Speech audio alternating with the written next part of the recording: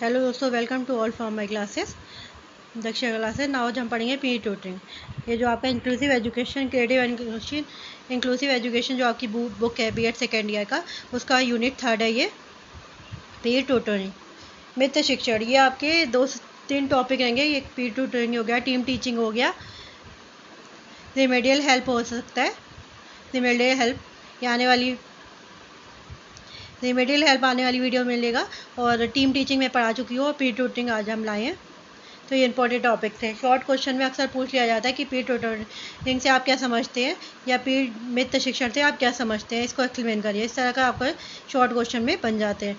तो वीडियो को बिल्कुल भी स्किप मत कीजिएगा, और हमारे चैनल को सब्सक्राइब जरूर करिएगा, ताकि आने वाली वीडियो का नोटिफिकेशन आपको सबसे पहले मिल सके।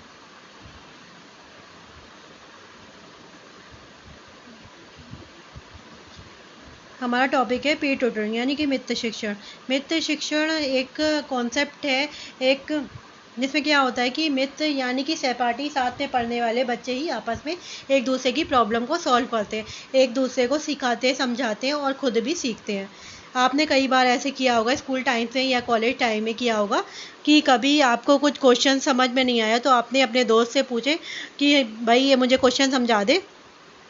तो वो आपका जो दोस्त है वो आपको क्वेश्चन एक्सप्लेन करता है। तो इस तरह के आपस में आप एक दूसरे को सिखाते हो, सीखते हैं। आपने कई बार देखा होगा कि आप पहले दिन क्लास में नहीं गए, तो नेक्स्ट डे क्या करते हैं, आप जाकर क्लास में कुछ समझ में नहीं आ रहा होता है तो अपने दोस्त से कह देते हैं कि मुझे कुछ समझ में नहीं आया, एक बार एक्सप्लेन कर दे।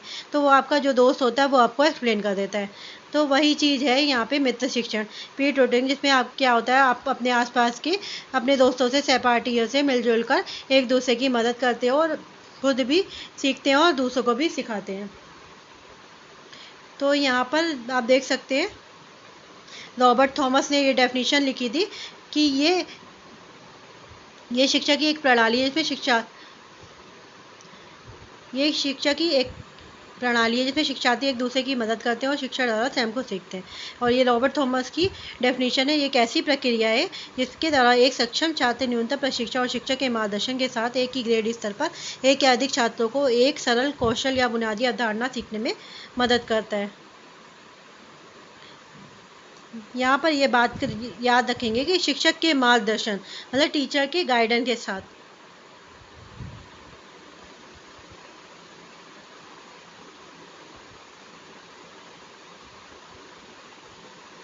तो टीचर के गाइडेंस के साथ ही ये होता है। टीचर की गाइडेंस ज़रूरी होती है, यानी कि टीचर साथ साथ गाइड करता रहे, ताकि कोई गलत कॉन्सेप्ट आप ना समझ लें। मान लीजिए कोई गलती आपसे ना हो जाए सिखाने में भी है, तो स्टूडेंट्स ही तो हो सकता है आपने गलती कर दी हो, तो ज़रूरी है कि टीचर का गाइडेंस भी साथ साथ होना चाहिए। तो इसमें क्या होता है कि जो सक्षम छात्र होते हैं, एबल स्टूडेंट्स होता है, वो न्यूनतम प्रशिक्षण यानी कि मिनिमल ट्रेनिंग और टीचर के गाइडेंस के साथ एक या एक से अधिक छात्रों को सरल या कौशल या बुनियादी अवधारणा सीखने में मदद करता है। यानी कि जो इंटेलिजेंट बच्चा है वो अपने ही सहपाठियों की मदद करता है, चीज़ों को आसान बनाने में और चीज़ों को सिखाने में मदद करता है, उनको चीज़ों को समझने में मदद करता है। तो यहाँ पर यह बात रखिएगा कि टीचर की गाइडेंस ज़रूरी है। टाइप्स ऑफ ट्यूटरिंग क्या होती है, आपने एक कोलैबोरेटिव देखा होगा। आपके जो मैंने कोलैबोरेटिव टीचिंग पढ़ाई थी इससे पहले वीडियो में, अगर वो नहीं देखी तो वो भी देख लें। तो कोलैबोरेटिव टीचिंग में क्या होता है, उसमें भी तो साथ साथ मिलकर ही पढ़ाया जाता है, तो सेम नहीं हो गया, तो सेम नहीं है, ये डिफरेंस हो। जैसे कोलैबोरेटिव टीचिंग मैंने आपको पढ़ाया, उसमें भी मतलब 2 या 2 से अधिक टीचर पढ़ाते हैं साथ मिलके। तो यहाँ पे तो स्टूडेंट्स हैं, वहाँ पे टीचर्स हैं, 2 या 2 से अधिक टीचर मिलते हैं और आपस में बच्चों को टीचिंग के लिए प्लानिंग करते हैं, डिजाइन करते हैं और टीच करते हैं। लेकिन यहाँ पर क्या हो गया, बच्चे आपस में मिलकर एक दूसरे को सिखाते हैं। कोई एक इंटेलिजेंट बच्चा है, कोई एबल बच्चा है, जिसको कोई क्वेश्चन आता है, तो वो अपने सहपाठी कम एबल बच्चों को सहपाठी को सिखाता है, तो टीचर के गाइडेंस के साथ। तो टाइप्स अगर हम देखें तो अलग अलग तरीके के इसके टाइप्स हो सकते हैं मित्र शिक्षण में, पीर ट्यूटरिंग में। जैसे कि फर्स्ट है आपका इंस्ट्रक्शन पीर ट्यूटरिंग। यानी कि जो जो बड़े छात्र होते हैं वे अपने से छोटे बच्चों को ट्यूटोरिंग देते हैं। नेक्स्ट है मॉनिटरिंग ट्यूटोरिंग, यानी कि क्या होता है, इसमें क्लास के कुछ 4 या 5 मेंबर को ग्रुप में डिवाइड कर दिया जाता है, 4-4 ग्रुप में या 5-5 ग्रुप में डिवाइड कर दिया जाता है और हर एक ग्रुप का एक मॉनिटर बना दिया जाता है। मान लीजिए 5 बच्चों का एक ग्रुप बनाया और उस ग्रुप का एक मॉनिटर बना दिया और मॉनिटर जो है पूरे ग्रुप को लीड करता है और बच्चे आपस में एक दूसरे को सिखाते भी हैं और सीखते भी हैं। इसके बाद आ जाता है पेड ट्यूटोरिंग, यानी कि जोड़ी शिक्षण। इसमें क्या होता है कि children of the same age one better skilled than the other. एक ही उम्र के बच्चे एक दूसरे को बेहतर कुशल का होता है। मतलब एक बच्चे में अच्छी स्किल होती है तभी तो वो दूसरे बच्चे को सिखा पाता है। अगर दोनों ही बिल्कुल इक्वल लेवल के होंगे तो एक दूसरे को ना ही सिखा पाएंगे ना खुद सीख पाएंगे। तो एक बच्चा दूसरे बच्चे को से बेटर स्किल का होएगा, तभी सेम एज के बच्चे भी आपस में सिखा सकते हैं। लास्ट आपका स्ट्रक्चरल पीर ट्यूटोरियल।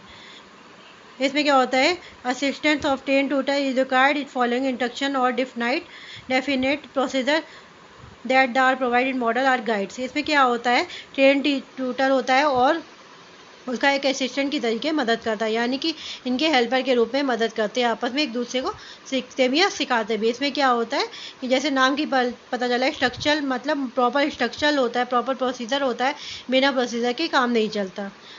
मॉडल गाइड होते हैं, उनके थ्रू उनकी मदद से प्रॉपर स्ट्रक्चर बनाया जाता है, प्रॉपर प्रोसेसर तैयार किया जाता है, उसकी बेस पे यह जो प्रोसेस लाया जाता है। Structural pre tutorial. तो यहाँ पर आपने टाइप्स ऑफ देख लिए। अब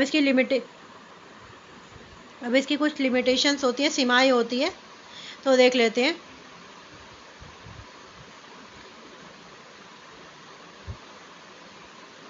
लिमिटेशन की बात करें तो it left to them over tutoring might create a negative situation in seat. अगर पूरी की पूरी जो ट्यूटरिंग है बच्चों पर ही छोड़ दी जाए, इसके मतलब टीचर की गाइडेंस ना हो, टीचर का सपोर्ट ना करे, टीचर ऊपर से गाइड ना करे, सपोर्ट ना करे, सही या गलत ना बताए, पूरी तरीके से बच्चे पर छोड़ दिया जाए, तो ये गलत हो जाएगा, नेगेटिव हो जाएगा। कई तरह की सिचुएशन क्रिएट हो सकती है। जैसे कि पहले तो अगर बच्चे को कोई गलत इन्फॉर्मेशन मिली तो वे गलत सिखा देगा दूसरे बच्चे को भी। और दूसरा भी हो सकता है कि मान लीजिए आपने एक को मॉनिटर बना दिया, उसके बाद किसी की कोई गाइडेंस नहीं है, तो मॉनिटर भी ये हो सकता है कि बच्चे आपस में लड़ाई है या कोई पर्सनल डिस्प्यूट है तो वो एक दूसरे की बातें ना माने या एक दूसरे को बिना मतलब के क्रिटिसाइज़ करे, तो ये चीज़ इसमें चल सकती है। तो जो बच्चे को मॉनिटर बना दिया वो सोचे कि वही मॉनिटर हो, मैं ही सब कुछ करूँगा, तो ये नेगेटिव फीलिंग आ सकती है। तो अगर टीचर का इसमें रोल नहीं होगा। Unclear role can lead to a question और क्रिएटिविटी ऑफ ट्यूटर। अगर कोई रोल क्लियर नहीं है कि कौन बच्चा मॉनिटर का रोल करेगा, कौन बच्चा क्या रोल करेगा, कौन इंसिस्ट करेगा, कोई क्या करेगा, अगर रोल क्लियर नहीं है तब भी ये जो होता है गलत ट्यूटरिंग हो जाती है, इसके नेगेटिव इफेक्ट हो जाते हैं। Favouriting in choice of tutor must be avoided. इसमें सबसे बड़ा नेगेटिव पॉइंट ये होता है कि टीचर्स जो होते हैं मॉनिटर्स को या ट्यूटर्स को चॉइस करते हैं, सेलेक्ट करते हैं कि आज तुम पढ़ाओगे या आज इस ग्रुप का में तुम पढ़ाओगे। तो इसमें क्या होता है, इसमें मतलब जो टीचर का फेवरेट स्टूडेंट्स होता है वो अपने फेवरेट स्टूडेंट को ही मॉनिटर बना देते हैं। तो ये देखे बिना के कि क्या उसमें स्किल है या बच्चों को पढ़ा पाएगा या नहीं पढ़ाएगा, ये देखे बिना अपने फेवरेट स्टूडेंट को मॉनिटर बना देते हैं। तो यहाँ पर ये फेवरेटिव की जो पॉइंट होता है नेगेटिव पॉइंट माना जाता है, इसीलिए ये भी एक डिमेरिट्स है इसकी। सजेशंस क्या है, सजेशंस में है ट्यूटर को चुनने में देखभाल एक सफल सहकर्मी ट्यूटिंग पद्धति की कुंजी है। जो एबल है उसी को ट्यूटिंग के लिए सेलेक्ट किया जाना चाहिए। साथ में शिक्षक को भी ये देखना चाहिए ट्यूशन कैसे आगे बढ़ रहा है, यानी कि जो ट्यूटरिंग चल रही है वो कैसे प्रोसेस में आ रही है, ये टीचर्स को नज़र रखनी चाहिए, गाइडेंस भी साथ साथ देती रहनी चाहिए। शिक्षक को ये देखना चाहिए कि ट्यूशन कैसे आगे बढ़ रहा है, आवश्यक होने पर प्रक्रियाओं के त्वरित संचालन को बेहतर बनाने शुरू करने के लिए तत्काल प्रतिक्रिया को ट्यूटर के लिए साझा किया जा सकता है। और नेक्स्ट है ऐसे छात्रों को सौंपे जो ज्ञान वृद्ध होने के अलावा नेतृत्व गुणों को पास करते हैं। ऐसे छात्रों को रिस्पॉन्सिबिलिटी देनी चाहिए जिनको नॉलेज भी हो और जिनमें स्किल भी हो।